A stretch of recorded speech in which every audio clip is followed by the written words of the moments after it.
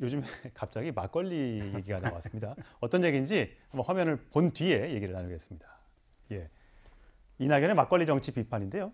그 SNS에 유튜브에 많이 나오는 방송이죠. 이 국무총리 재임 881일 동안 막걸리 7,000병을 마셨다고 하는데 그렇게 따지면 계산해 보니까 하루 8병이 나온다라고 얘기를 합니다. 얼마 전에 윤석열 캠프 측을 향해서 낮에 술 먹고 돌아다니는 모습이 별로 마땅치 않다고 민주당에서 비판이 나왔던 것 같은데 어쨌든 김영민 씨는 이재명 지사를 지원한다고 얘기했던 그 방송인인 걸로 기억을 하는데요. 어떻게 이거는 바깥의 일이니까 상관이 없는 겁니까? 아니 저한테 왜 전쟁을 왜 이재명 캠프에 계시니까 위원님들이 얘기하시고 제가 저거는 이낙연 후보님을 위해서 조금 방어를 해드려야겠어요. 저도 이제 총리 하실 때 공관에 가서 막걸리를 좀 얻어 먹어 봤는데요. 그러니까 당시 이 총리께서 그러니까 꼭 이렇게 공관에서 만찬이나 뭐 식사를 할 때 꼭 막걸리를 드시더라고요. 다른 주종은 안 내놔요. 예. 그러면서 팔도에 이 지역에는 이런 막걸리가 있고 저 지역에는 저런 막걸리가 있다라고 하는데 아마 880일 동안 공관을 들른 사람들을 위해서 총 공급된 막걸리가 대략 한 7,000병 정도 될 것이다라는 것이고 하루에 아무리 튼튼한 분이라도 하루에 막걸리 8병 마시 큰일 나죠. 큰일 납니다. 쉽지 않은 얘기고요. 예. 저는 이게 총리께서 밖에 있는 사람들하고 소통을 위해서 술 한잔 했다. 저는 굉장히 좋은 모습이고 잘 했다라고 보고 있고 김영민 씨 저 비판은 저렇게 맥락에 맞는 비판은 아니지 않느냐라는 생각입니다. 제가 그럼 이 시점에 좀 칭찬한 말씀을 해야 되겠네요.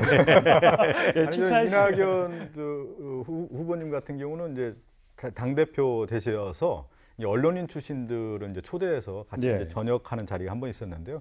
그때도 그 막걸리로 했어요. 근데 막걸리라고 하는 것이 서민적 음식이고 또 소통을 하시는 그런 매개 역할을 하는 거 아니겠습니까? 그런 차원에서 아마 말씀하신 건데 저렇게까지 뭐 해석할 필요는 없다고 봅니다. 바깥에서도 좀 네거티브에 좀 자제를 해주면 어떨까라는 생각이. 저는 오늘 네거티브 안 했습니다. 자, 이낙연 전 총리의 부인도 사실 이렇게 얘기를 한 적이 있습니다. 총리 공간에서 가자마자 건배주를 와인에서 막걸리로 바꿨다. 재임 기간 동안 99종류의 막걸리를 7,000병 정도 마신 것 같다. 본인이 이렇게 얘기한 적이 있는데, 자, 이낙연 전 대표는 어떻게 얘기했는지 한번 들어보실까요? 송영길 당대표하고 막걸리 한잔 하셨다고요? 그 진짜 한잔 하신 건 아니죠? 여러 잔 하셨죠? 저는 한 잔 했고요. 송 대표는 작은 병으로 한 병을 했습니다. 막걸리 애호가라는 소리를 많이 들으시는데 얼마나 좋아하시길래? 제가 총리를 마칠 때 대한 막걸리 협회의 감사표를 받았어요. 그때 이제 통계를 보니까 시내 막걸리집에 가서 이렇게 마시는 것은 측정이 안 되지만 총리 공간에서 구입한 양은 측정이 되거든요. 2년 7개월 13일 동안 99종류 6,971병을 구입했더라고요. 100종류는 아니네. 100종류를 채우시고 100종류 7,000병을 채웠으면 했는데 날짜가 좀 부족했습니다. 이 영상의 제목은 막걸리는 죄가 없다 정도를 해야 되지 않을까 싶은데 자, 요즘에 민주당 경선에서 가장 뜨거운 이슈가 서른 의원이 제기했었던 경선 불복 가능성 시사 발언입니다. 이 전 대표를 지지하는 분의 32%, 3분의 1 정도가 이 지사를 지지 못하겠다는 여론조사 결과가 있다. 어떻게 이 사람들을 이재명 지사 쪽으로 돌아오게 할지 경선에서 만약 진다면 거기에 대한 궁금증이 있다라고 해서 이거 결국 경선 불복 아니냐. 저희 여론조사도 준비했는데 여론조사의 어떤 부분을 인용한 것이냐면 이겁니다.